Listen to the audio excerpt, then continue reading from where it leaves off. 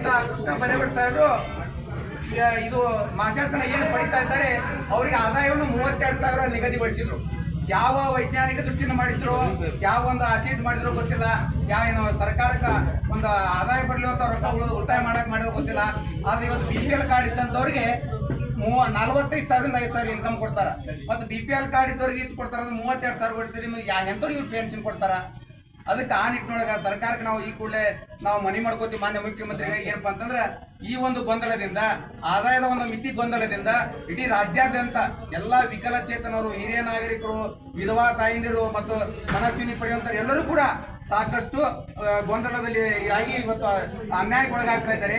ಇವತ್ತು ಮಾಸಾಸನದ ಮೇಲೆ ಅವ್ರ ಜೀವನ ಅವಲಂಬಿತ ಆಗ್ಯದ. ಅಂತದ್ರೊಳಗೆ ಸರ್ಕಾರ ಇವತ್ತು ಬೇರೆ ರಾಜ್ಯವನ್ನು ಹೋಲಿಕೆ ಮಾಡಿದ್ರೆ ಆ ರಾಜ್ಯದೊಳಗೆ 4,000ರಿಂದ 6,000 ರೂಪಾಯಿ ಕೊಡ್ತಾರ. ಗೋವಾದೊಳಗ 3,000 ಅದ, ತೆಲಂಗಾಣದೊಳಗೆ 6,000 ಅದ, ಇದು ಆಂಧ್ರ ಪ್ರದೇಶದೊಳಗ 4,000 ರೂಪಾಯಿ ಕೊಡ್ತಾರ. ಬಟ್ ನಮ್ಮ ಕರ್ನಾಟಕ ರಾಜ್ಯದೊಳಗ ಇದ್ದಂತ ಪೆನ್ಷನ್ ₹1 ಕೂಡ ಹೆಚ್ಚಿಗೆ ಮಾಡಲಿಲ್ಲ. ₹1 ಮಾಡೋದ್ರಂತ ಕೃಷ್ಣ ಬೈರೇಗೌಡ ಖಂಡಿತ ಇದು ಅಧಿವೇಶನದೊಳಗ ಕೈ ಮಾಡಿ ಹೇಳಿದ್ರು, ₹1 ಕಡೆ ಏಕೆ ಮಾಡುವಂತ ಯಾವ ಇದ್ರ ದೃಷ್ಟಿಯಿಂದ ಮಾಡಿ ಹೇಳಿದ್ರು ಗೊತ್ತಿಲ್ಲ. ಅದಕ್ಕೆ ನಾ ಕೇಳ್ಕೊಳ್ಳೋದು ಏನಪ್ಪಾ ಅಂತಂದ್ರೆ ಇವತ್ತಿನ ಜಮಾನದೊಳಗ ಕುಟುಂಬಗಳು, ನಮ್ಮ ವಿಕಲಚೇತನರು ಮತ್ತು ಹಿರಿಯ ನಾಗರಿಕರು ಎಷ್ಟೋ ಜನ ಕುಟುಂಬದಿಂದ ಹೊರಗಾದಾರ. ಹಿರಿಯ ನಾಗರಿಕರು ಆ ಒಂದು ಮಾಸಾಸನದ ಮೇಲೆ ಅವಲಂಬಿತರದಾರ. ಅಂತದ್ರೊಳಗ ಸರ್ಕಾರ ಎಲ್ಲರಿಗೂ ಕೂಡ ಏನು ಕಟ್ಟ ಕಡೆ ಜನಾಂಗ, ನಾವು ಬಡವರು, ಹಿರಿಯ ನಾಗರಿಕರು ಎಲ್ಲರೂ ಏನದಿ ಅವರಿಗೆ ಕೂಡ ಅನ್ಯಾಯ ಮಾಡ್ತಾ ಇದೆ.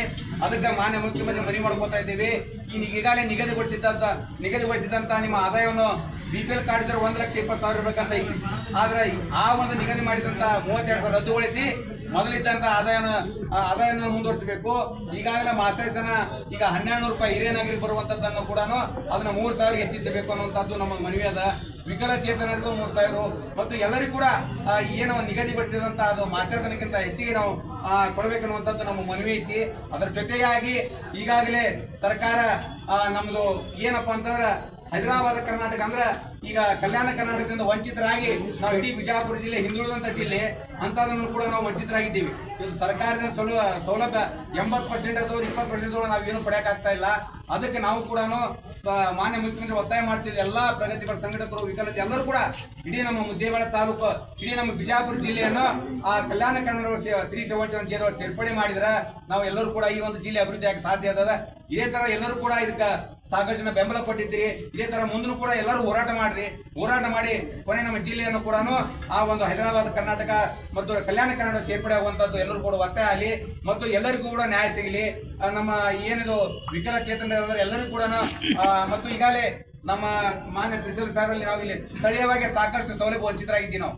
ಯಾಕಂದ್ರೆ ಇವತ್ತು ಗ್ರಾಮ ಪಂಚಾಯತಿ ಒಳಗ, ತಾಲೂಕ್ ಪಂಚಾಯತಿ ಒಳಗ ಪುರಸಭೆಗಳ ಅನುದಾನ ಐತಿ, ಅದನ್ನ ಸದ್ಬಳಕೆ ಆಗ್ತಾ ಇಲ್ಲ. ಮಾನ್ಯ ಸಾಹೇಬರಿಗೆ ರ್ಯಾಂಪ್ ಕೂಡ ಹಿಡಿತೀವಿ.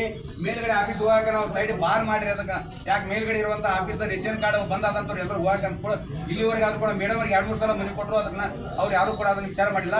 ಅದಕ್ಕೆ ಇವೆಲ್ಲವೂ ಕೂಡ ಸ್ಥಳೀಯವಾಗಿ ಸಾಕಷ್ಟು ಶಾಸಕರ ಅನುದಾನ ಐತಿ, ನಮ್ದು ಪ್ರದೇಶ ಅನುದಾನದೊಳಗೂ ಕೂಡ ಏನು ಅನುದಾನ ಐತಿ ಅದನ್ನ ಸದ್ಬಳಕೆ ಮಾಡಿದ್ರಪ್ಪ ಅಂತಂದ್ರೆ ನಾವು ಮುಂದೆ ಈ ಒಂದು ಹೋರಾಟ ಇಲ್ಲೇ ನಿಲ್ಲಿಸ್ತೀವಿ. ಅಕಸ್ಮಾತ್ ಈ ಒಂದು ನಾವು ಕೇಳಿದಂತ ಬೇಡಿಕೆಯನ್ನು ಈಡೇರಿಸಿದ್ರೆ ಮುಂದೆ ಉಗ್ರವಾದ ಹೋರಾಟ ನಾನು ಹಮ್ಮಿಕೊಳ್ತೀವಿ ಅಂತ ಎಲ್ಲರ ಮುಖಾಂತರ ನಾನು ಮನವಿ ಮಾಡ್ಕೊತಾ ಇದ್ದೇನೆ.